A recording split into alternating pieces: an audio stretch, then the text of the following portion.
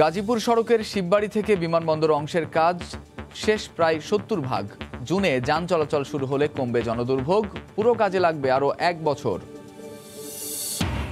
চাঁদপুরে ৬,০০০ কোটি টাকা ব্যয়ে হচ্ছে আন্তর্জাতিক মানের পর্যটন কেন্দ্র। শুরু হয়েছে প্রাথমিক সমীক্ষার কাজ, উচ্ছ্বসিত সাধারণ মানুষ।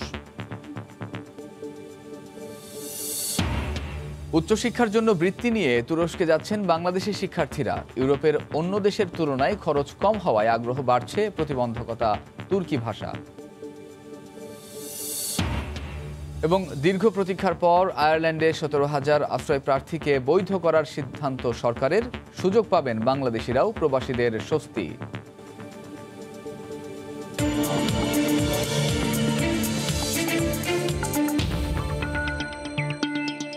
গাজীপুর সড়কের শিববাড়ি থেকে এয়ারপোর্ট অংশের কাজ প্রায় ৭০% শেষ হয়েছে। আর ফেব্রুয়ারি নাগাদ নতুন টঙ্গী ব্রিজের একাংশ খুলে দিলে এই পথে আর ভোগান্তি থাকবে না বলে জানিয়েছে বিআরটি কর্তৃপক্ষ। প্রকল্পের পুরো কাজ শেষ হতে লাগবে আরও প্রায় ১ বছর। সাইফুল ইসলামের ক্যামেরায় রাশেদ লিমনের রিপোর্ট।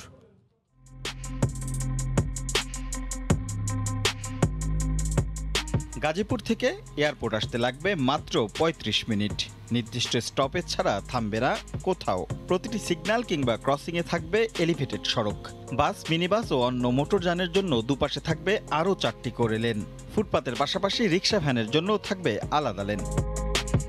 এমন গল্প শুনতে বেশ, কিন্তু দীর্ঘদিনেও যখন শেষ হয় না প্রকল্পের কাজ, যানজটে ঘন্টার পর ঘন্টা বাসে হাঁপিয়ে ওঠে প্রাণ, তখন পথের মানুষের ক্লান্তি কে দেখে? সংশ্লিষ্টরা বলছেন, দ্রুত কাজ শেষ করতে দিনরাত এক করেই চলছে কাজ। শিববাড়ি থেকে এয়ারপোর্ট পর্যন্ত ২০.৫ কিলোমিটারের মধ্যে প্রথম ধাপে ১৬ কিলোমিটারের আরএসডি অংশের কাজ এগিয়েছে অনেক। এই অংশের অগ্রগতি প্রায় ৭০%। তবে টঙ্গী এলাকার ৪.৫ কিলোমিটার কাজ খানিকটা পিছিয়ে। ভেহিকেলের জন্যই এখন অ্যাভারেজে ১০ লেন অ্যাভেলেবল হবে, সেক্ষেত্রে আমাদের ২.৫ গুণ বেড়ে যাচ্ছে। তারপরে বিআরটির কারণে যে স্পিডটা বেড়ে যাবে, কনজেশন নামক শব্দটা আর কি নর্মাল সিচুয়েশনে থাকবে না। এখন আমরা একটা টেক আপ স্টেজে এসে গেছি। এই মাস কোনো একটা কম্পোনেন্টে 70% টাচ করব। প্রকল্প পরিচালক বলছেন, ফেব্রুয়ারিতেই খুলে দেওয়া হবে নতুন টঙ্গী ব্রিজের এক অংশ। আর পিছিয়ে থাকা টঙ্গী এলাকার কাজের গতি বাড়লেই জুনের মধ্যেই এই পথে চলাচলে আর বাধা থাকবে না। আমাদের ঊর্ধ্বতন কর্তৃপক্ষ একেবারে ডেলিভারেটলি বলে দিয়েছে, যদি উপরের কাজটা কোথাও কোথাও কোনো কারণে চ্যালেঞ্জ থাকে, সেটা যদি ওইভাবে নাও আগায়, কিন্তু রোডটা যেন ফিনিশ হয়ে যায়। সো আমরা ওখানেই কনসেন্ট্রেশন আমাদের এখন, আমরা রোডটা তৈরি করে ফেলবো অ্যাট গ্রেডের। গাজীপুর চৌরাস্তা থেকে এয়ারপোর্ট পর্যন্ত এই 10 লেনের যে রোড, এই road should be complete before this dry season. লক্ষ্যমাত্রা অর্জনে চীনা ঠিকাদার প্রতিষ্ঠানকে স্থানীয়ভাবে সহায়তা করা হবে বলেও জানায় কর্তৃপক্ষ। উত্তরা থেকে টঙ্গী কলেজ গেট, এই কয়েক কিলোমিটার পথ পাড়ি দিতেই কি পরিমাণ দুর্ভোগ পোহাতে হয় তা কেবল ভুক্তভোগীরাই জানে। তবে এই বিআরটি প্রকল্প এবার তাদের কাজে গতি এনেছে এবং আসছে বছরই এই প্রকল্প আলোর মুখ দেখবে, এমনটাই এখন দাবি করছেন কর্তৃপক্ষ। রাশেদ লিমন, সময় সংবাদ, ঢাকা। দেশের প্রথম নদীকেন্দ্রিক সবচেয়ে বড় মেগা প্রকল্পের বেসরকারি পর্যটন শিল্প স্থাপিত হতে যাচ্ছে চাঁদপুরে। ইতোমধ্যে শুরু হয়েছে প্রাথমিক সমীক্ষার কাজ। জাপানের অর্থায়নে ৬,০০০ কোটি টাকার বিনিয়োগে হবে এই প্রকল্প। আন্তর্জাতিক মানের পর্যটন কেন্দ্রটি চালু হলে উন্নয়নের চিত্রে যোগ হবে নতুন ধারা। ফারুক আহমদের তথ্য এবং নাইমুল ইসলাম নীরবের ছবিতে রিপোর্ট।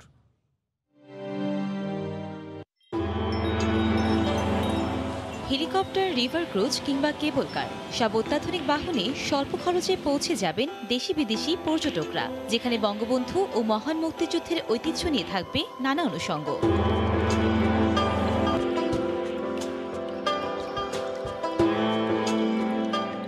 দেশে প্রথম এমন আন্তর্জাতিক মানের পর্যটন শিল্প স্থাপিত হতে যাচ্ছে চাঁদপুরে। শহরের খুব কাছে, যেখানে পদ্মা ও মেঘনা নদী একসঙ্গে মিলিত হয়েছে। সেখানে নদীর তীরে বিশাল চরে প্রায় ৬০০ একর এলাকা জুড়ে জায়গা নির্ধারণ করা হয়েছে, যেখানে একসঙ্গে ২০,০০০ পর্যটক রাত্রিযাপন করার মতো অবকাঠামো সহ অন্যান্য সুযোগ সুবিধা থাকবে।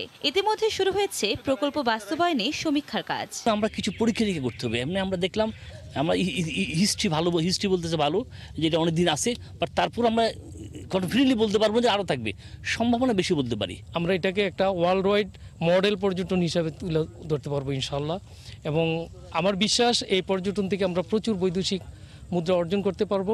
জাপানের অর্থায়নে চাঁদপুরে আন্তর্জাতিক মানের পর্যটন কেন্দ্র নির্মাণের খবরে উচ্ছ্বসিত সাধারণ মানুষ সহ বিশিষ্টজনেরা। চাঁদপুরবাসী মানে এই জিনিসটার জন্য অনেক খুশি। এই পর্যটনকে ঘিরে এইখানে যে একটা বেকার সমস্যার একটা বিশাল একটা সমাধান হবে। চিত্তবিনোদনের মাধ্যমে আমরা যে আমাদের যে খারাপ যে ওইগুলিতে আমরা যাওয়ার সুযোগ থাকে সেগুলি থেকে কিন্তু আমরা এখানে দূর করতে পারি। খুব স্বল্প খরচে অনেক বেশি বিনোদনের এক অপার সম্ভাবনার সুযোগ রয়েছে। এখানে যদি এই পর্যটন শিল্পের বিকাশটি করা যায়, অর্থনীতির ক্ষেত্রে চাঁদপুর হবে একটি রোল মডেল। আমরা বিশ্বাস করি যে এটি এমন একটা প্রকল্প হবে যেটি বিনিয়োগকারীদের জন্য খুবই লাভজনক হবে এবং আমাদের চাঁদপুরের জন্য এটি একটা খুব বড় সংযোজন।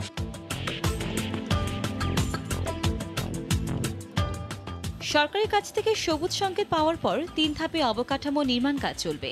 এরই মধ্যে পর্যটন শিল্পে দক্ষ জনশক্তি গড়ে তুলতে উদ্যোক্তা প্রতিষ্ঠান প্রতি বছর 2000 কর্মীকে প্রশিক্ষণ দেবে। সময় সংবাদ, চাঁদপুর। দেখছেন এই সময়ের বাণিজ্য। যুগের পর যুগ ধরে প্রশাসনের আশ্বাস আর জনপ্রতিনিধিদের চেষ্টার পরও আটকে আছে ময়মনসিংহের খড়িয়া নদীর ওপর প্রস্তাবিত সেতু প্রকল্প। সেতু না থাকায় বাঁশের সাঁকো দিয়েই প্রতিদিন নদী পার হচ্ছে 4 গ্রামের হাজার হাজার মানুষ। অবশ্য দ্রুত সেতু নির্মাণে কার্যকর পদক্ষেপ নেওয়ার আশ্বাস দিয়েছে উপজেলা প্রশাসন। হোসেন আলীর তোলা ছবিতে সাদিকুর রহমানের রিপোর্ট। কয়েক দশক ধরে নিজেদের টাকায় নির্মিত এই বাঁশের সাঁকো দিয়ে নদী পারাপার হচ্ছে গুপ্তেরগাঁও, মাহমুদপুর, ছোট সুনই ও ঘাগলি গ্রামের প্রায় 20,000 মানুষ। সবজি চাষ নির্ভর এই এলাকার কৃষিপণ্য পরিবহনে সাঁকো থেকে পড়ে আবার কখনো ভেঙে প্রায়ই ঘটে দুর্ঘটনা। কিছুদিন পরে পরে ওই বাঁশ দিয়ে এরকম বাঁধ দিতে হয়, আবার এদিক দিয়ে আসতে হয়, অনেক সময় ভাঙিয়ে সিরা পুড়ে যায়। 20 টাকা টাকা 40 টাকা দিই, হ্যার পরেও শেষে গাড়ি হিন্দা আয় না। রাত 12টা বাজে ব্রিজ ভাঙে পড়েছি মাল লই হাইরা। ক্ষুব্ধ গ্রামবাসী ও জনপ্রতিনিধির অভিযোগ, বহুবার চেষ্টা করা হলেও অজানা কারণে আটকে আছে সেতু নির্মাণ প্রকল্প। কিছুদিন পর পর আমরা গ্রামবাসী টাকা তুলিয়া এটা মেরামত করি, আমরা এটা স্থায়ী সমাধান চাই। বাঁশের সাঁকো দিয়ে আমাদের যাতায়াত করা অনেক কষ্ট, বাচ্চা কাচ্চারাও যাতায়াত করা অনেক কষ্ট। নেতারা তো এটি হিরাছে না, যদি দেখতো তাহলে আমরা সাধারণ পাবলিক আর কান্দা মরণ লাগতো। 5 বছর ধরে জানি খালি হবে হবে বলতেছে, আজকে না কালকে হয়ে যাবে। অবশ্য খড়িয়া নদীর উপর সেতু নির্মাণ প্রকল্পটি গুরুত্বের সাথে বিবেচনা করা হচ্ছে বলে আশ্বাস দেন উপজেলা নির্বাহী কর্মকর্তা। প্রকৌশলীর সাথে এই বিষয়ে কথা বলেছি এবং তাকে বলেছি যে এখানে ব্রিজের যে প্রস্তাব সেটি যেন প্রেরণ করা হয় এবং তিনি যথাযথ পদক্ষেপ গ্রহণ করবেন বলে আমাকে আশ্বস্ত করেছেন। খড়িয়া নদীর উপর সেতু তৈরি হলে কৃষিপণ্য পরিবহনে সুবিধা পাবে এলাকার কয়েকশো সবজি চাষি। সাদিকুর রহমান, সময় সংবাদ, ময়মনসিংহ। গত কয়েক বছর ধরে সিরাজগঞ্জের কাজীপুর উপজেলার ছালাভরা গ্রামে গড়ে উঠেছে ফার্নিচার শিল্প। এখানকার তৈরি আসবাব দেশের বিভিন্ন জেলায় পাঠানো হচ্ছে। সেখানকার খবর জানাতে সরাসরি যুক্ত হচ্ছেন সহকর্মী রিঙ্কু কুণ্ডু। রিঙ্কু। ধন্যবাদ মামুন। আমরা এখন আছি সিরাজগঞ্জের কাজীপুর উপজেলা ছালাভরা গ্রামে। এই গ্রামটি কিন্তু গত কয়েক বছরে ফার্নিচার গ্রাম নামে পরিচিতি পেয়েছে। ফার্নিচার গ্রাম নামে পরিচিতি পাওয়ার যেটি কারণ হচ্ছে যে এই গ্রামের যে সকল মানুষরা রয়েছে সবাই কিন্তু আসলে কম বেশি ফার্নিচার ব্যবসার সাথে জড়িত এবং এই গ্রামের প্রতিটি বাড়িতে কিন্তু ছোট বড় বিভিন্ন ধরনের কিন্তু ফার্নিচারের কারখানা রয়েছে। আমরা দেখছি যে সকাল থেকেই এই ফার্নিচার গ্রামের কিন্তু সবাই কিন্তু কাজে ব্যস্ত হয়ে পড়েছে এবং বিভিন্ন ধরনের ফার্নিচার তৈরি হচ্ছে এবং এখানকার উৎপাদিত ফার্নিচার গুলো দেশের বিভিন্ন জায়গায় কিন্তু পাঠানো হয়। কেন? আসলে আমাদের এই গ্রামের 90% মানুষ। আমরা যদি একটু কথা বলতে চাই এই কারখানার মালিকের সাথে, যে আপনি একটু বলবেন যে আপনাদের এই গ্রামকে ফার্নিচারের গ্রাম বলা হয় কেন? আসলে আমাদের এই গ্রামের 90% মানুষ এই ফার্নিচারের সাথে জড়িত। আসলে আমাদের এখানে মানে কম দামে ভালো জিনিস তৈরি হয়। বাংলাদেশের সব জায়গাতে আমাদের জিনিসগুলো যায়, যেমন টাঙ্গাইল, ময়মনসিংহ, জামালপুর, বগুড়া, এগুলো জায়গাতে আমাদের।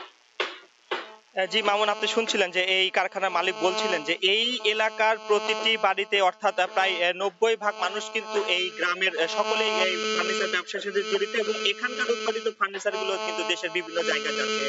আপনি যদি একটু বলে যে এখানে সর্বনিম্ন 3000 টাকা শুরু করে 3000 টাকা থেকে শুরু করে সর্বোচ্চ প্রায় লক্ষাধিক টাকার কিন্তু ফার্নিচার তৈরি হয় এবং এই ফার্নিচারের সাথে যে সকল কারখানা জড়িত সকলে কিন্তু এই ফার্নিচার ব্যবসার সাথে জড়িত এবং এলাকার প্রতিটি মানুষই কিন্তু এই যে ফার্নিচার তৈরির সাথে জড়িত। আমরা সকাল থেকে আছি এবং দেখছি যে বিভিন্ন ধরনের ফার্নিচার তারা তৈরি করছে, রং করছে।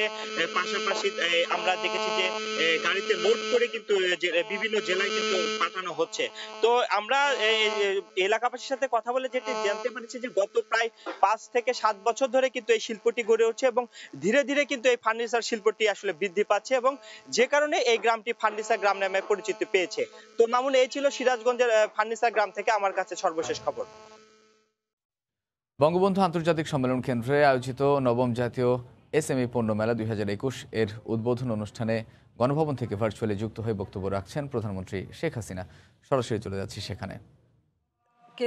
আমরা আমাদের সরকারও গুরুত্ব দিয়েছে, কারণ আমরা প্রায় 21 বছর পর ক্ষমতায় আসি। ক্ষমতা আসার পর থেকে আমাদের লক্ষ্য থাকে যে কৃষি উৎপাদন যেমন আমরা বৃদ্ধি করব, দেশকে খাদ্যে স্বয়ংসম্পূর্ণ করব, এবং কৃষি উৎপাদনের ক্ষেত্রে যে কটা গবেষণা প্রতিষ্ঠান সেটাও কিন্তু জাতির পিতা বঙ্গবন্ধু শেখ মুজিবুর রহমানের হাতেই গড়া। কাজে আমরা সেই বিষয়টার উপরে গুরুত্ব দিয়ে একদিকে কৃষিতে যেমন আমাদের গবেষণা চলছে, অপরদিকে শিল্পায়নের ব্যাপারে আমরা ব্যাপকভাবে উদ্যোগ নিই। এবং 96 সালে আমি সরকারে এসে বেসরকারি খাতটাকে সম্পূর্ণভাবে উন্মুক্ত করে দিই। কর্মসংস্থান ব্যাংক প্রতিষ্ঠা করি, আমাদের যুবকরা বিনা জামানতে যাতে ঋণ পায় এবং নিজেরা উদ্যোক্তা হতে পারে, এবং সেই সাথে সাথে নারী উদ্যোক্তা সৃষ্টিরও বিভিন্ন পদক্ষেপ আমরা নিয়েছি। কারণ আমাদের মানুষের সংখ্যা, জনসংখ্যা অনেক বেশি, আমাদের জায়গা অনেক কম। আমাদের শিল্পায়নের ক্ষেত্রে যেমন বড় শিল্পের সাথে সাথে আমাদের ক্ষুদ্র কুটির শিল্প, মাঝারি শিল্প, বিভিন্ন ধরনের শিল্প গড়ে তোলা প্রয়োজন, যাতে একদিকে যেমন কর্মসংস্থান বাড়বে, অপরদিকে মানুষ যেন এই স্বল্প পুঁজি দিয়েই কিছু উৎপাদন করতে পারবে, বাজারজাত করতে পারবে, আর্থিকভাবে সচ্ছলতা অর্জন করতে পারবে। সেদিকে লক্ষ্য রেখেই আমরা বিভিন্ন পদক্ষেপ হাতে নিয়েছি। আমাদের সমগ্র বাংলাদেশে যাতে এই শিল্পায়নটা হয়, একটা জায়গা শুধু না, তার জন্য বিভিন্ন ব্যবস্থা ইতিমধ্যে আমরা নিয়েছি। কারণ আমাদের লক্ষ্য যে দেশটাকে আমাদের এগিয়ে নিয়ে যেতে হবে এবং শিল্প খাতের উন্নতি করতে হবে। আমাদের লক্ষ্য হচ্ছে যে দারিদ্র্য বিমোচন, মানুষের আয় বৃদ্ধি করা, দারিদ্র্যের হাত থেকে এদেশের মানুষকে মুক্ত করা। পাশাপাশি আমাদের নারী সমাজ, তারাও যেন অর্থনৈতিকভাবে সচ্ছলতা অর্জন করতে পারে, যেটা তার সংসারেও কাজে লাগবে, আবার দেশের কাজেও লাগবে। সেইভাবে নারী উদ্যোক্তা সৃষ্টির জন্য আমরা অনেক পদক্ষেপ নিই। আমাদের দেশটাকে আমরা এগিয়ে নিয়ে যাব সামনের দিকে। আমাদের কিছু লক্ষ্য স্থির করা আছে। 2008 সালে দ্বিতীয়বার যখন আমরা নির্বাচনে জয়ী হই, আমাদের যে নির্বাচনী ইস্তিহার ছিল সেখানে আমরা রূপকল্প 2021 ঘোষণা দিয়েছিলাম যে 2021-এর মধ্যে বাংলাদেশ হবে মধ্যম আয়ের দেশ। আজকে আমরা গর্বের সাথে বলতে পারি যে এই সুবর্ণ জয়ন্তীর বছরেই আমরা আজ উন্নয়নশীল দেশের মর্যাদা পেয়েছি। কাজেই বাংলাদেশ এগিয়ে যাচ্ছে এবং বাংলাদেশ এগিয়ে যাবে। সেই সাথে জাতিসংঘ ঘোষিত এমডিজি আমরা সফলভাবে বাস্তবায়ন করেছি। এখন এসডিজি আমরা বাস্তবায়নের পদক্ষেপ নিয়েছি এবং আমাদের যে অর্থনৈতিক নীতিমালা এবং আমাদের যে অর্থনৈতিক প্রবৃদ্ধি অর্জনের ক্ষেত্রে বা সার্বিক উন্নয়নের জন্য আমরা যে পঞ্চবার্ষিকী পরিকল্পনা প্রণয়ন করছি, কারণ জাতির পিতা বঙ্গবন্ধু শেখ মুজিবই পঞ্চবার্ষিকী পরিকল্পনা প্রণয়ন শুরু করেন। মাঝখানে যারা অবৈধভাবে ক্ষমতা দখল করেছে বা ক্ষমতায় ছিল 21 বছর, তারা সেই ধারাটা বাদ দিয়েছিল। তারা 2 বছর 3 বছর ভিত্তিক কর্মসূচি নিত, কিন্তু আমরা জাতির পিতা পদাঙ্ক অনুসরণ করে পঞ্চবার্ষিকী পরিকল্পনা প্রণয়ন করে সেটা আমরা বাস্তবায়ন করে যাচ্ছি। এখন আমাদের 8ম পঞ্চবার্ষিকী আমরা প্রণয়ন করে সেটা বাস্তবায়ন শুরু করেছি। সেখানে আমাদের লক্ষ্য একদিকে যেমন এসডিজি বাস্তবায়ন, অপরদিকে বাংলাদেশকে, যেহেতু আমরা 2021 রূপকল্প আমরা অর্জন করতে সক্ষম হয়েছি, এখন আমরা 2021 থেকে 2041 সেই রূপকল্প প্রেক্ষিত পরিকল্পনা আমরা ঘোষণা দিয়েছি। কাজে 41 সালের মধ্যে বাংলাদেশ হবে উন্নত সমৃদ্ধ বাংলাদেশ, সারা বিশ্বে সেই মর্যাদা নিয়ে চলবে। সেই লক্ষ্য নিয়েই আমাদের সমস্ত কর্মসূচি। এটা যদি বাস্তবায়ন করতে যাই, স্বাভাবিকভাবে আমাদের যেমন কুটির শিল্প, ক্ষুদ্র, মাঝারি, বৃহৎ সব ধরনের শিল্পের প্রসার ঘটাতে হবে। আর সেদিকে লক্ষ্য রেখেই আমরা বিভিন্ন কাজ করে যাচ্ছি। তো এসএমই নীতিমালা 2019 আমরা প্রণয়ন করেছি এবং এই নীতিমালার সাথে সাথে এটা আমরা লক্ষ্য করছি যে 2024 সালের মধ্যে জাতীয় আয়ে জিডিপি খাতে এসএমই খাতের অবদান বিদ্যমান হচ্ছে 25%, সেটা যেন 32% উন্নীত হয়, সেই লক্ষ্যমাত্রা কিন্তু আমাদের এই নীতিমালায় আমরা নির্দিষ্ট করে দিয়েছি। কাজেই আমাদের সেইভাবেই উদ্যোক্তা সৃষ্টি করা দরকার। আজকের বাংলাদেশ, বদলে যাওয়া বাংলাদেশ, এটা হলো বাস্তবতা। আমি একটু আপনাদের জানাতে চাই, যেমন 2007-08 এই অর্থ বছরে জিডিপিতে শিল্প খাতের অবদান ছিল 17.77%, আর 2020-21 অর্থ বছরে তা বেড়ে 34.99% উন্নীত হয়েছে। শুধু জিডিপিতে অবদান বৃদ্ধি না, অর্থনীতির প্রায় প্রতিটি সূচকে বাংলাদেশ অনেক দূর এগিয়ে যাচ্ছে। বর্তমানে আমাদের মাথাপিছু আয় $2,554 মার্কিন। আমাদের বৈদেশিক মুদ্রা রিজার্ভও আমাদের মানে ভালো, 46.39 বিলিয়ন মার্কিন ডলারে। 2005-06 সালে আমাদের রিজার্ভ ছিল, অর্থাৎ বিএনপি যখন ক্ষমতায় ছিল তখন এর রিজার্ভের পরিমাণ ছিল 3.48 বিলিয়ন মার্কিন ডলার, আর সেখানে আজকে আমরা 46.39 বিলিয়ন মার্কিন ডলারে উন্নীত করতে সক্ষম হয়েছি।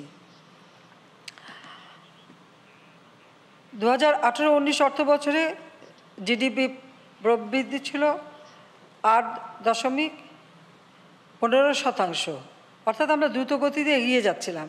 কিন্তু আমাদের বাধা সৃষ্টি করলো এই করোনা ভাইরাস। এই কোভিড-19 আসার ফলে শুধু বাংলাদেশ না, সারা বিশ্বের বিভিন্ন দেশই কিন্তু এর ফলে ক্ষতিগ্রস্ত হয়েছে, অর্থনীতি স্থবির হয়ে গেছে, যার ফলাফল আমাদেরও ভোগ করতে হয়েছে, আমাদের উপরও সে আঘাত এসেছে।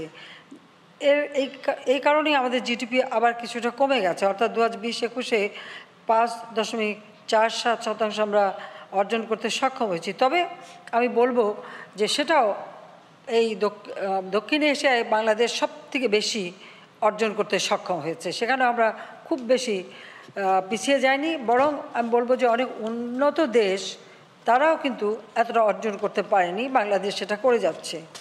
এটা আমাদের নীতিমালা এবং প্রণোদনার কারণেই সম্ভব হয়েছে। আমাদের এসএমই নীতিমালা 19, জাতীয় শিল্পনীতি 2016, অষ্টম পঞ্চবার্ষিকী পরিকল্পনা এসডিসি 2030, রূপকল্প 2041 এবং অন্যান্য নীতিমালা, কৌশলপত্র এবং নির্বাচন ইশতেহার ও সরকারি বিভিন্ন উন্নয়ন পরিকল্পনা আলোকে কার্যক্রম পরিচালনা আমরা করে যাচ্ছি এবং এসএমই ফাউন্ডেশন এর বিরাট অবদান রেখে যাচ্ছে। এসএমই খাতের উদ্যোক্তাদের জন্য চাহিদাভিত্তিক প্রশিক্ষণ কর্মসূচি পরিচালনা, লাক্সই প্রযুক্তির ব্যবহার, সহজ শর্তে ঋণ প্রদান, উৎপাদিত পণ্যের প্রচার ও বাজারজাতকরণ সহ নানামুখী কার্যক্রম দক্ষতার সাথে পরিচালনা করা হচ্ছে। এবং বিশেষ করে নারী উদ্যোক্তা, নারীরা একসময় একটু পিছিয়ে থাকতো এবং তাদের মাঝে খুব একটা উদ্যোক্তা ছিল না, আজকে নারী উদ্যোক্তারা এগিয়ে আসছে। কাজে আমরা নারী উদ্যোক্তাদের অগ্রাধিকার প্রদান সহ ক্ষুদ্র মাঝারি শিল্পের উদ্যোক্তা সৃষ্টির লক্ষ্যে এই ফাউন্ডেশন তাৎপর্যপূর্ণ ভূমিকা রাখছে। আমি আশা করি সামনের দিকে আরও বেশি নারী উদ্যোক্তা সৃষ্টি হবে। এখানে আমি অবশ্য আমাদের পুরুষ সমাজকে একটু পরামর্শ দিতে পারি।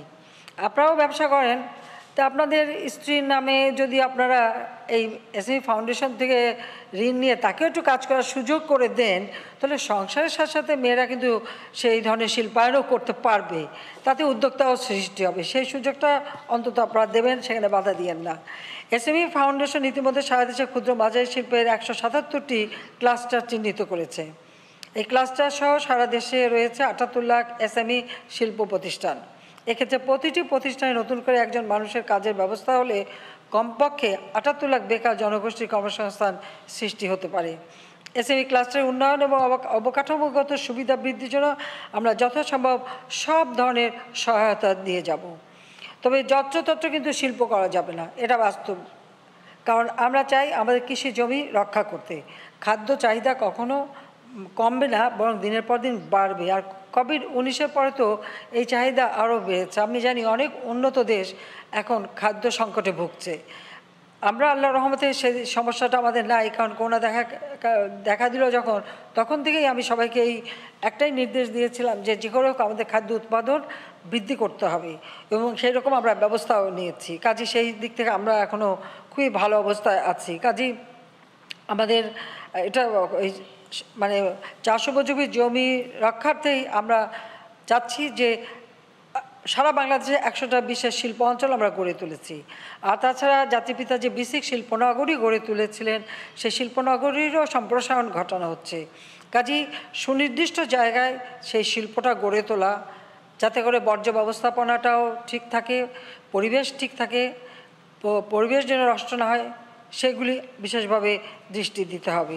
তাই আমি বলবো যে যত্রতত্র না করে ক্ষুদ্র বা কুটির শিল্প তো নিজেরাই করতে পারেন, কিন্তু সব ক্ষেত্রে আমি এই ফাউন্ডেশনকে অনুরোধ করব যে আপনারা এই ব্যাপারটা একটু বিশেষভাবে দৃষ্টি দেবেন, যে কেউ যদি উদ্যোক্তা হয় তাকে কোথায় সে তার এই কাজগুলি করতে পারে, সুনির্দিষ্ট জায়গা ঠিক করে দেওয়া, অথবা তার নিজস্ব জমি বা নিজের ঘর যদি করে সেখানেও বর্জ্য ব্যবস্থাপনা কীভাবে করবে বা কীভাবে সে করলে পরে বাজারজাত করতে পারবে, সে বিষয়টা ভালোভাবে দেখতে হবে।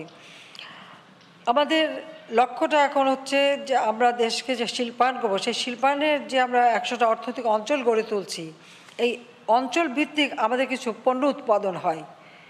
অনেক কৃষি পণ্য বা অন্যান্য যে উৎপাদন হয় সেইগুলিও কাজে লাগানো, বা তারই ভিত্তিতে ওই সব অঞ্চলে শিল্প গড়ে তোলা, যেন কাঁচা পণ্যটা আমরা আমাদের নিজেদের দেশ থেকে আহরণ করতে পারি, সেই দিকটাও বিশেষভাবে দৃষ্টি দেওয়া প্রয়োজন। কাজে সেদিকেও আপনারা দৃষ্টি দিতে পারেন, তাতে আমাদের দেশ লাভবান হবে, আমাদের কৃষি লাভবান হবে, সাথে সাথে শিল্পায়ন হবে এবং উদ্যোক্তার সৃষ্টি হবে, সেই বিষয়টা গড়ে তোলা। আমরা এখন কৃষি প্রক্রিয়াজাত এবং খাদ্য প্রক্রিয়াজাতের উপরে অনেক গুরুত্ব দিচ্ছি। আমরা আমাদের যেমন মিঠা পানির মাছ উৎপাদনে আমরা স্বয়ংসম্পূর্ণ, আমরা সবজি উৎপাদন থেকে শুরু করে সব কিছুতে উৎপাদন বাড়াতে পেরেছি। কাজে উদ্বৃত্ত যে সম্পদটা সেটাকে যদি প্রক্রিয়াজাত করে আমরা, যেমন আমার দেশেও বাজার সৃষ্টি হচ্ছে, একটা জিনিস লক্ষ্য রাখবেন, মানুষের ক্রয় ক্ষমতা বেড়েছে, মাথাপিছু আয় বেড়েছে, এবং আমরা আমার গ্রামের মানুষ যেন নাগরিক সকল সুবিধা পায়, সেই সুবিধাটা আমরা দিতে পারছি। আজকে বাংলাদেশে 99.75% মানুষ বিদ্যুৎ পাচ্ছে। আমরা 100% বিদ্যুৎ দেব এই সুবর্ণ জয়ন্তী এবং মুজিব বর্ষে, এটাই আমাদের লক্ষ্য। সেই লক্ষ্য আমরা অর্জন করব। আজকে বিদ্যুৎ যখন পাচ্ছে, পাশাপাশি যোগাযোগ ব্যবস্থার ব্যাপক উন্নয়ন আমরা করে দিচ্ছি। তো একটা জায়গায় বিদ্যুৎ এবং যোগাযোগ ব্যবস্থাটা যদি থাকে, তাহলে সেখানে পণ্য উৎপাদন এবং বাজারজাতকরণে কোনো সমস্যা হয় না। আমরা সেই বিষয়টার দিকে বিশেষ দৃষ্টি দিচ্ছি। আর খাদ্য বাজারটা চিরদিন থাকবে। আমার দেশের মানুষের যেমন আর্থিক সচ্ছলতা বাড়ছে, তাদেরও খাদ্য এবং পুষ্টি জ্ঞান সম্পর্কে যথেষ্ট সচেতন, এবং আরও সচেতন হতে হবে তাদেরকে। পাশাপাশি আমরা কিন্তু খাদ্যপণ্য বিদেশে রপ্তানি করতে পারবো। সেই ক্ষেত্রে আমাদের যেটা করতে হবে যে আমার পণ্য রপ্তানির ক্ষেত্রে পৃথিবীর কোন দেশের কি চাহিদা আছে, সেই মোতাবেক আমরা আমাদের দেশের কোন ধরনের কাঁচা মাল আমরা আমাদের পাওয়া যেতে পারে, বা কোন ধরনের শিল্প আমরা সহজে গড়ে তুলতে পারি, সেগুলি বিবেচনায় নিয়েও কিন্তু আমরা শিল্প গড়ে তুলতে পারি। তাতে আমার নিজের দেশে যেমন বাজার সম্প্রসারণ হচ্ছে, সেখানে মানুষের ক্রয় ক্ষমতা হচ্ছে, নিজের বাজারও যেমন সৃষ্টি হবে, আবার বিদেশেও আমরা রপ্তানি করতে পারবো, আমাদের রপ্তানি পণ্য বৃদ্ধি পাবে, এবং সেইভাবেই আমাদের কাজ করতে হবে। কাজে আমি এটা মনে করি যে আমাদের শুধু উৎপাদন না, আন্তর্জাতিক মান সম্পন্ন যেন হয় পণ্যগুলি, সেদিকেও বিশেষভাবে দৃষ্টি দিতে হবে। আর এ বিষয়ে আমাদের প্রশিক্ষণ অনেক বেশি প্রয়োজন, সেটা আপনারা করবেন। আরেকটি বিষয় হচ্ছে আজকে ডিজিটাল বাংলাদেশ, ব্রডব্যান্ড প্রায় ইউনিয়ন পর্যায় পর্যন্ত পৌঁছায় যাচ্ছে। আমাদের স্যাটেলাইট বঙ্গবন্ধু 1 আমরা উৎক্ষেপণ করেছি। মোবাইল ফোন আজকে সকলের হাতে হাতে, কাজে এই ডিজিটাল ডিভাইসের মাধ্যমে যোগাযোগ বা অনলাইনে যোগাযোগ খুব সহজ হয়ে গেছে। ক্রয় বিক্রয়, পণ্যমান সব কিছু জানার একটা সুযোগ হচ্ছে, বাজার সম্পর্কে জানার সুযোগ হচ্ছে, বাজারের চাহিদা এবং পণ্যের মূল্য সম্পর্কে জানার সুবিধা হচ্ছে। এই সুবিধাগুলি কিন্তু এখন চলে এসেছে, যার ফলে আমি মনে করি যে আমাদের মানুষের আর কষ্ট করার কোনো অর্থ হয় না। একটু উদ্যোগে কাজ করলেই কিন্তু নিজেরা উদ্যোক্তা হতে পারেন এবং নিজেরা কাজ করতে পারেন। আমি আমার প্রথম যখন সরকারে আসলাম, যখন আমি কর্মসংস্থান ব্যাংক তৈরি করে দিয়েছিলাম, বিনা জামানতে আমাদের যুবশ্রেণী যাতে ঋণ পায়, আমি সেই ব্যবস্থাটা করেছি এবং সেটা কিন্তু অব্যাহত আছে। কাজে যেখানে ফাউন্ডেশনের থেকে যেমন ঋণ পাবে, তাছাড়া আমাদের সরকারি বেসরকারি ব্যাংকগুলো সবাই কিন্তু ঋণ দিচ্ছে এই এসএমই ফাউন্ডেশনের জন্য বা যারা উদ্যোক্তা হচ্ছে তাদের জন্য। পাশাপাশি কর্মসংস্থান ব্যাংক, প্রবাসী কল্যাণ ব্যাংক, কারণ প্রবাসে যারা যাচ্ছে তারা ফিরে এসে কোনো কাজ করতে চায়, প্রবাসী কল্যাণ ব্যাংক থেকে তারা ঋণ নিতে পারে। এমনকি এখানে জামানত ছাড়াও কিন্তু ঋণ দেওয়া হয়। এভাবে বহুমুখী ব্যবস্থা, সুযোগ সুবিধা আমরা সৃষ্টি করে দিয়েছি।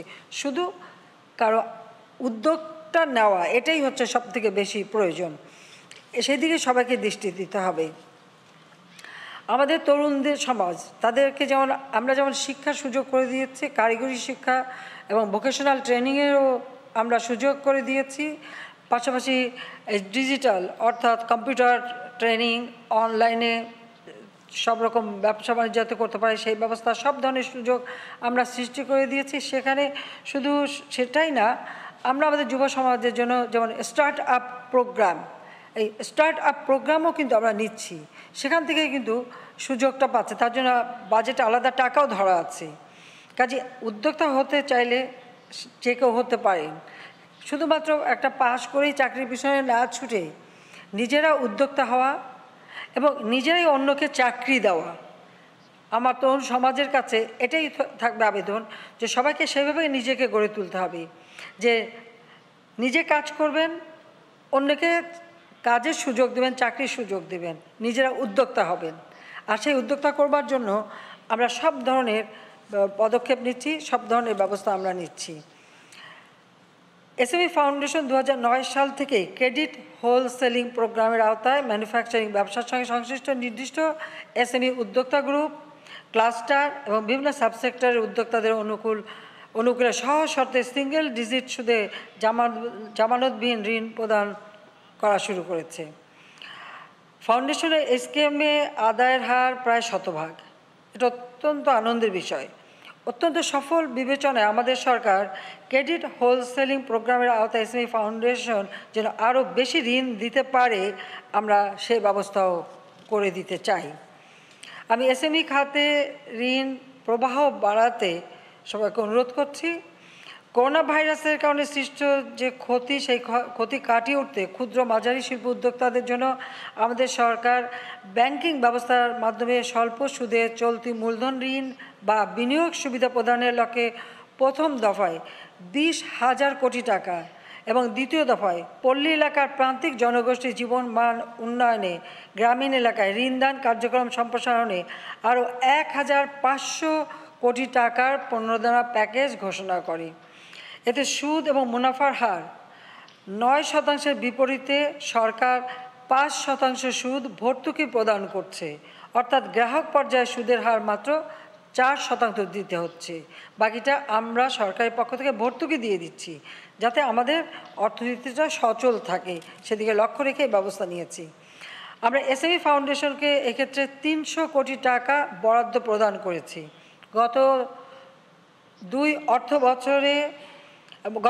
বছরে 2 মাসের মধ্যে এসএমই ফাউন্ডেশন প্রণোদনা প্যাকেজের 100 কোটি টাকা সফলভাবে বিতরণ করেছে, যেখানে নারী উদ্যোক্তারা ঋণ পেয়েছে 26 ভাগ। চলতি অর্থ বছরে বরাদ্দকৃত অবশিষ্ট 200 কোটি টাকাও এসএমই ফাউন্ডেশন সফলভাবে বিতরণ করতে পারবে বলে আমি আশা করি। সেজন্য ফাউন্ডেশনকে আরও একটু উদ্যোগ নিতে হবে। আমরা যে 100টা অর্থনৈতিক অঞ্চল গড়ে তুলছি, সেখানে নিরবচ্ছিন্ন বিদ্যুৎ পাওয়া যাবে, বর্জ্য ব্যবস্থাপনা থাকবে, আধুনিক যোগাযোগ ব্যবস্থা থাকবে। তাছাড়া রপ্তানির ক্ষেত্রে আমাদের বন্দরগুলি স্থলবন্দর, সমুদ্র বন্দর বা বিমান সব কিছুতেই সুযোগ সুবিধা, এমনকি রেলওয়েকেও আমরা উন্নত করছি, সেখানেও পণ্য সরবরাহের সুযোগ থাকবে, সেই ব্যবস্থাগুলি আমরা করে দিচ্ছি। এখন অনেক বিদেশি উদ্যোক্তাও আসছে আমাদের দেশে এবং এসএমইতে তারা বিনিয়োগ করতে চান। এটা একটা আমাদের জন্য অত্যন্ত ভালো একটা দিক, আমরা তাদেরকেও সেই সুযোগটা দিচ্ছি। আর আমাদের শিল্প অঞ্চলে আমি বারবার এটুকু বলবো যে আমাদের নারী উদ্যোক্তারা যাতে বিশেষভাবে সুবিধা পায় সেদিকে একটু বিশেষভাবে দৃষ্টি দিতে হবে আপনাদের সকলকে। আমাদের আরেকটা জিনিস লক্ষ্য রাখতে হবে যে কোন এলাকায় কোন ধরনের পণ্য আমরা উৎপাদন করতে পারি বা এসএমই শিল্প আমরা তৈরি করতে পারি, যেটা আমি আগেই বলেছি। ফাউন্ডেশন এই বিষয়টা বিশেষভাবে দৃষ্টি দিতে পারি, যেমন বেসিক শিল্পনগরীতেও যেমন তারা জায়গা পান, আবার নারী উদ্যোক্তাদের জন্য কিন্তু আমরা অর্থনৈতিক যে 100টা অর্থনৈতিক অঞ্চল করছি সেখানে কিন্তু আমরা বিশেষ ব্যবস্থা তাদের জন্য রেখেছি। কাজে নারী উদ্যোক্তারা এলে সেখানেও তাদের বিশেষ ব্যবস্থা দেওয়া হবে। এসএমই ফাউন্ডেশন থেকে কিন্তু এই অর্থনৈতিক অঞ্চলে আপনারা একখণ্ড জমি নিয়ে সেখানে কিন্তু আপনাদের উদ্যোক্তাদের শিল্প করার সুযোগ সৃষ্টি করে দিতে পারেন, সেই বিষয়ে আপনারা ভেবে দেখতে পারেন। আমরা আজকের এই মেলায়, বিশেষ করে জাতীয় এসএমই পণ্য মেলায় সারা দেশ থেকে বাছাইকৃত 300টি এসএমই প্রতিষ্ঠান অংশ নিচ্ছে। আমি খুব আনন্দিত যে তার 60% হচ্ছে নারী উদ্যোক্তা। আমি অভিনন্দন জানাই আমার বোনদেরকে যারা এই উদ্যোগটা নিয়েছে, বোন মেয়ে সবাইকে। বোন মেয়ে কেন, এখন তো আমার নাতির বয়সী অনেকে, কাজে সবাইকে আমার আন্তরিক অভিনন্দন জানাচ্ছি। আমি মনে করি যে এই মেলার ফলে মানুষ যে পণ্য উৎপাদন করলো, মানুষ জানতে পারলো এবং দেখতে পারলো, তাতে যেমন ক্রয় বিক্রয় বা বাজারজাত করানো আরও সহজ হবে। আমার আবারও এখানেও দুঃখ লাগছে যে আমি নিজে একটু ঘুরে ঘুরে মেলাটা দেখতে পারলাম না, এই করোনার কারণে এই সমস্যাটা। যাক, এই যন্ত্রণা থেকে আমরা তাড়াতাড়ি মুক্তি পাবো সেটা আমরা আশা করি। তবে সবাই স্বাস্থ্য সুরক্ষা মেনে চলবেন, আর স্বাস্থ্য সুরক্ষা মেনে চলাটাই সবথেকে বেশি গুরুত্বপূর্ণ, তাহলে এর হাত থেকে আমরা মুক্তি পাবো। যাক, আমি মনে করি এই মেলা দেশের বিভিন্ন প্রান্তে ছড়িয়ে থাকা কুটির, ক্ষুদ্র, মাঝারি ও শিল্প উদ্যোক্তাদের উৎপাদিত পণ্যের পরিচিতি বাড়াবে এবং আমাদের দেশে এবং আন্তর্জাতিক পর্যায়েও একটা ইতিবাচক ফল পাওয়া যাবে। তবে এখানে আমি অবশ্য একটা কথা বলি, যেমন জয়িতা ফাউন্ডেশনের জন্য আমরা একটা জায়গা দিয়েছি আমাদের একেবারে গ্রামের তৃণমূলে পড়ে থাকা গরিব মেয়েরা, সেখানে কিছু উদ্যোক্তা হয়ে তারা কাজ করে, তাদের জন্য একটা ফাউন্ডেশন বিল্ডিং আমরা তৈরি করে দিচ্ছি। বঙ্গবন্ধু আন্তর্জাতিক সম্মেলন কেন্দ্রে আয়োজিত 9ম জাতীয় এসএমই পণ্য মেলা 2021-এর উদ্বোধন অনুষ্ঠানে গণভবন থেকে ভার্চুয়ালি যুক্ত হয়ে বক্তব্য রাখছেন প্রধানমন্ত্রী শেখ হাসিনা। আমরা তখন সরাসরি ছিলাম সেখানে। দেখছেন এই সময়ের বাণিজ্য। চূড়ান্তভাবে উন্নয়নশীল দেশ হলে আগামীতে যে কয়েকটি বড় চ্যালেঞ্জ মোকাবিলা করতে হবে, তার মধ্যে অভ্যন্তরীণ সম্পদের সর্বোচ্চ ব্যবহার করার পাশাপাশি কর হার ও শুল্ক কাঠামোর পরিবর্তন করাকে সবচেয়ে বেশি গুরুত্বপূর্ণ হিসেবে চিহ্নিত করেছে ব্যবসায়ীদের শীর্ষ সংগঠন এফবিসিসিআই। গতকাল রাজধানীর মতিঝিলে এফবিসিসিআই আইকন ভবনে হাতিরঝিলে চলমান বিজয়ের 50 বছর লাল সবুজের মহোৎসব বিষয়ে বিস্তারিত জানাতে আয়োজিত সংবাদ সম্মেলনে সংগঠনটির সভাপতি জসিমউদ্দিন একথা বলেন। এ সময় খাতভিত্তিক দক্ষতা উন্নয়ন ও পণ্য পরিবহন ব্যয় কমাতে লজিস্টিক সাপোর্টকে আরও শক্তিশালী কাঠামোর আওতায় আনারও তাগিদ দেন তিনি। দ্বিতীয় ও তৃতীয় প্রজন্মের প্রবাসী বাংলাদেশিরা যেন দেশে বিনিয়োগ করতে পারে সেই পথ তৈরিতে সংগঠনটি গবেষণা করছে বলেও জানানো হয়। হাতিরঝিলের অ্যাম্ফি থিয়েটারে 1 ডিসেম্বর থেকে শুরু হয়েছে লাল সবুজের মহোৎসব, চলবে 16 ডিসেম্বর পর্যন্ত।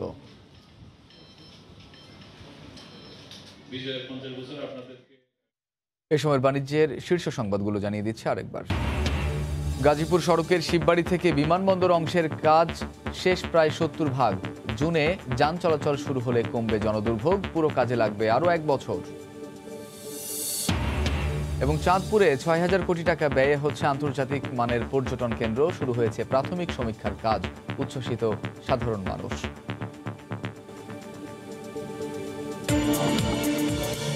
এই ছিল এ সময়ের বাণিজ্যের সঙ্গে থাকুন সময়ের।